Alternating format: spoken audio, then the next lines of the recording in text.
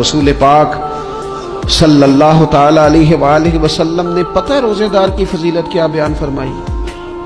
अल्लाह के महबूब सल्लल्लाहु ताला अलैहि वसल्लम फरमाते हैं कि रब फरमाता है इब्ने आदम का हर अमल उसके लिए है, रोजा मेरे लिए।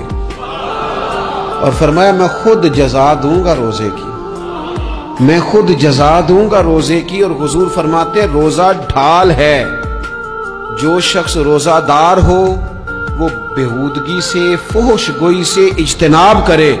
और अल्लाह के महबूब सल्लल्लाहु ताला अलैहि वसल्लम फरमाते हैं अगर कोई शख्स उसे गाली दे, अगर कोई शख्स उससे झगड़ा करना चाहे तो पता क्या जवाब दे, उसे कहे भाई मैं रोजेदार हूं, मेरे मनसब का तकाजा नहीं कि मैं तेरे साथ उलझूं।